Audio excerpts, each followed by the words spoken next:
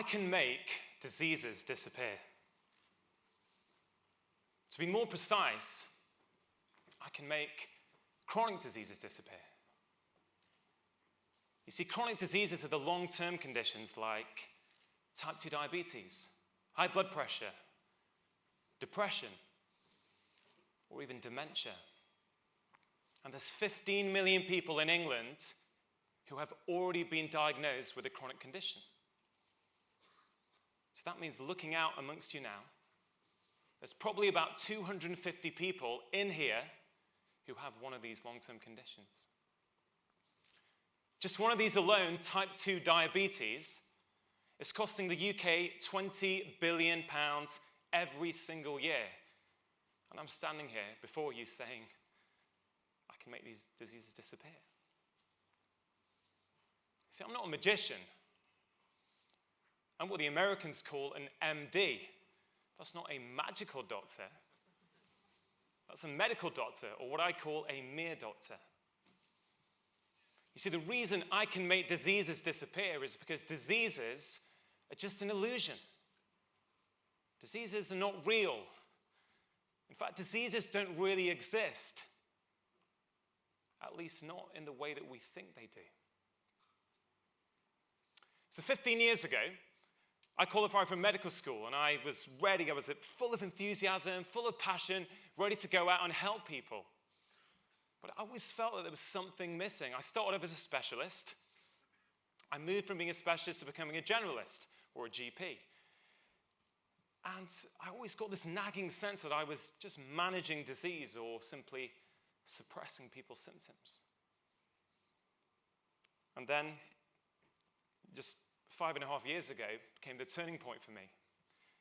You see, 5.5 years ago, my son nearly died.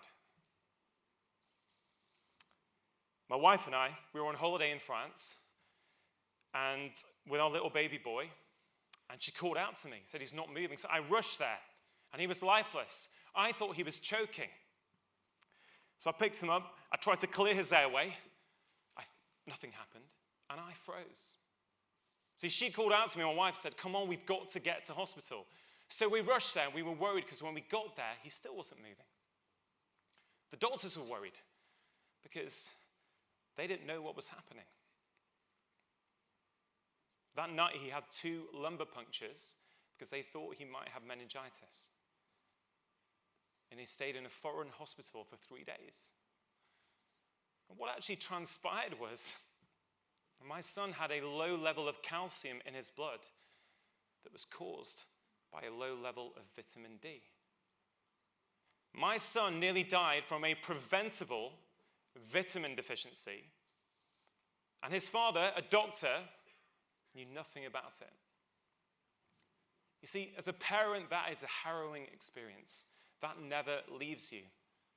But I was a doctor, I was his dad, and the guilt that stayed with me and is still here today, that changes you. So I started reading.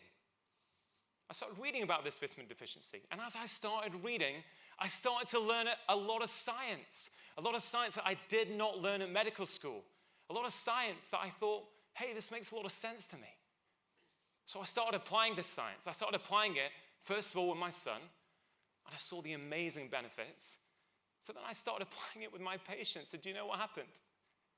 People started getting better. Really better. You see, I learned how to resolve the root cause of their problems rather than simply suppressing their symptoms.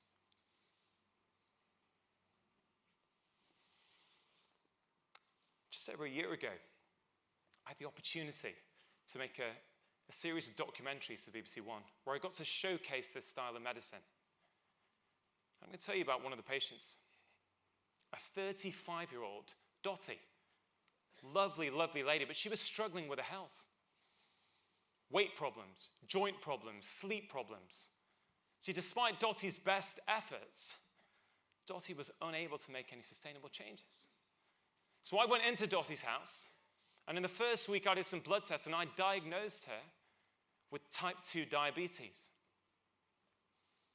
6 weeks later, when I left Dottie's house, She no longer had type 2 diabetes.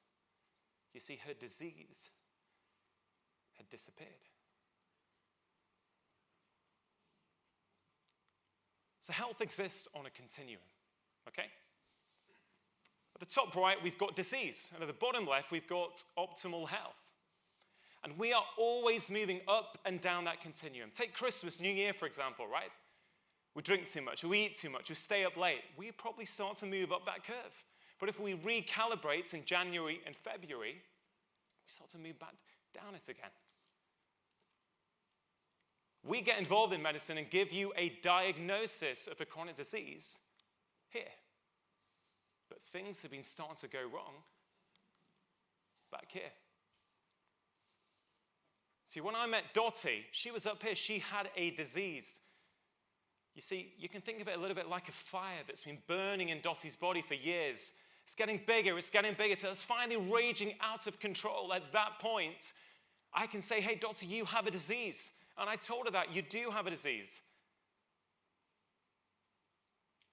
But what caused it in the first place? So the thing we have to understand is that acute disease and chronic disease are two different things. Acute disease is something we're pretty good at doctors. We're good at this. It's quite simple, okay? You have something like a pneumonia. That's a severe lung infection. So in your lung, you have the overgrowth of some bugs, typically a bacteria.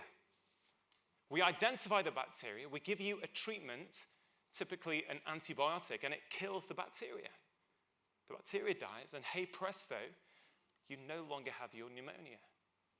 The problem is we apply that same thinking to chronic disease, and it simply doesn't work, because chronic disease doesn't just happen. You don't just wake up with chronic disease one day, and there's many different causes of chronic disease. By the time we give you that diagnosis, things have been going wrong for a long, long time. So when I met Dottie, and she had her diagnosis, her blood sugar was out of control, right? Because that's what people say. Many people say that type 2 diabetes is a blood sugar problem. But they're missing the point. There is a problem with blood sugar in type 2 diabetes. But type 2 diabetes is not a blood sugar problem. The blood sugar is the symptom, it's not the cause. If we only treat symptoms, we'll never get rid of the disease. So when I met Dottie, I said, Dottie, you've got a problem with your blood sugar. Dottie, for the last few years, your body has becoming more and more intolerant to certain foods. At the moment, Dottie, your body does not tolerate refined or processed carbs or sugar at all. So you've got to cut them out. So what does that do? Well, it starts putting fuel on Dottie's raging fire. But then we've got to work out, well, what started the fire in the first place? And what was the fuel that caused it to burn for so long? In most cases of type 2 diabetes, this is something called insulin resistance. Now, insulin is a very important hormone, and one of its key functions is to keep your blood sugar tightly controlled in your body. So, let's say you're at the bottom left in optimal health, like all of us in here. And you have a breakfast of, say, a sugary bowl of cereal. What happens is your blood sugar goes up, but your body releases a little bit of insulin, and it comes back down to normal. As you move up that curve, you are becoming more and more insulin resistant. That means you need more and more insulin to do the same job. And for all those years, before you get anywhere near a diagnosis, that raised level of insulin is causing you a lot of problems. You can think of it a little bit like alcohol. The very first time you have a drink, what happens? Say you have a glass of wine, 1 or 2 sips, maybe half a glass. You feel tipsy. You feel a little bit drunk. And as you become a more seasoned and accustomed drinker, you need more and more alcohol to have the same effect. That's what's going on with insulin. You need more and more insulin to have the same effect, but that insulin itself is problematic. And when the insulin can no longer keep your sugar under control, at that point, we say, oh, you've got a disease. At that point, you have type 2 diabetes. So what causes this insulin resistance that then causes type 2 diabetes? Well, there's many different things. It could be your diet. It could be that your diet for the last 10 years has been full of processed junk food. That could be a cause. But what if it's something else? What if it's the fact that you are chronically stressed? Work stress, emotional stress, perceived stress. For me, just seeing my email inbox sometimes, that's a stress. See, that raises levels of cortisol in your body. And cortisol, when it's up, raises your sugar, which causes insulin resistance. What if it's something else? What if it's the fact that you have been sleep deprived because you are a shift worker? See, in some people, one night's sleep deprivation can give you as much insulin resistance as 6 months on a junk food diet. What if it's the fact that as you're getting older, you're losing muscle mass? That causes insulin resistance. Or what if it's something to do with something we call your microbiome? See, inside our body, we have trillions of bugs living there. And the balance of those bugs is critical for our overall health. If you have a disruption to that balance, you can get the overgrowth of certain bacteria. And on their jacket, these bacteria have something called lipopolysaccharide, or LPS. And what that does is when it gets in your blood, it causes insulin resistance. You see, the problem is there are many different causes of insulin resistance. And if we don't address the causes for that particular patient, we will never get rid of the disease. That's what I did with Dottie, and that's why 6 weeks after I met her, she no longer had a disease. What about something else, completely unrelated? What about depression? You see, 1 in 5 people are going to get depression at some point in their lives. So what is depression? There's no blood test for depression. There's no scan for depression. Depression is simply the name that we give to a collection of symptoms. But what causes the depression? Well, we know that many cases of depression are associated with something called inflammation. Now, this isn't the same inflammation as if you trip up, you sprain your ankle, it gets red, it gets swollen, it gets hot for a few days. But this is entirely different. This is chronic inflammation. This happens when your body thinks it is under constant attack. Now, King's College London, 3 weeks ago, published a study on this. This is current, up-to-date stuff. Patients with depression, if they had high levels of inflammation in their body, they did not respond to antidepressants. If you take a step back, it sort of makes sense, doesn't it? Because an antidepressant is designed to raise the level of a chemical in your brain. But what if the cause of your depression is actually coming from your body and the inflammation that's in your body? Surely it makes more sense to address that. See, what causes this inflammation? Well, your diet plays a part in that. Your stress levels play a part. Chronic sleep deprivation, physical inactivity, a lack of exposure to the sun, which gives you vitamin D, disruptions in the gut microbiome. See, there are many different things. If we do not address the cause, we'll never get rid of diseases. Diseases are the symptom. What about something else? What about Alzheimer's disease? See, we're all living longer, aren't we? But we're scared. We're scared that as we live longer and as we live older, we may have to live with the devastating consequences of things like Alzheimer's. I'm sure many of us in here have experienced that ourselves, with our family. It's a heart-wrenching condition. And we, the doctors, we're scrambling around, aren't we, trying to find the cure. Well, there's a professor in San Francisco, Professor Bredesen, who's actually demonstrating that you can cure dementia. He's showing that you can reverse cognitive decline in his patients with dementia. And how is he doing that? Well, one thing he's not doing is he's not saying, well, all these patients in my office have got dementia, Alzheimer's disease. What is the cure? No, he's going the other way. He's saying, with all these patients, let's say 10 patients in my office, he's trying to work out what have been the triggers for the last 20 years that have ended up with this patient expressing themselves as dementia. And he identifies them, and he corrects every single one of them. And when he does that, guess what's happening? They are reversing their symptoms. They are no longer being classified as having dementia. It's a brand new way of looking at disease. It's looking at what is causing this disease in this individual patient. It's totally different. So what factors is he looking at? Well, he's looking at their diet. He's looking at their stress levels, their sleep quality, their physical activity levels, their exposure to environmental toxins, etc., etc., etc. Is this starting to sound a little bit familiar?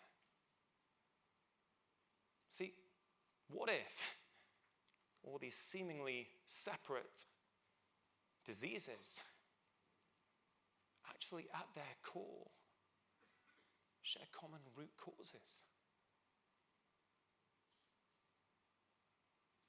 See, we need to update our thinking.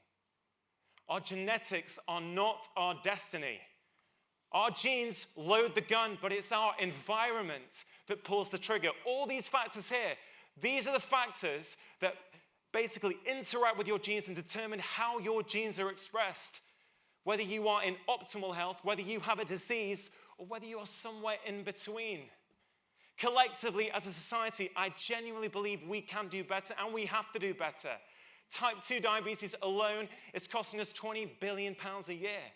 Just a 1% saving there would be £200 million. And I think we can do way better than 1%. In the United States today, the new generation of kids that are born have a lower life expectancy than the generation before them.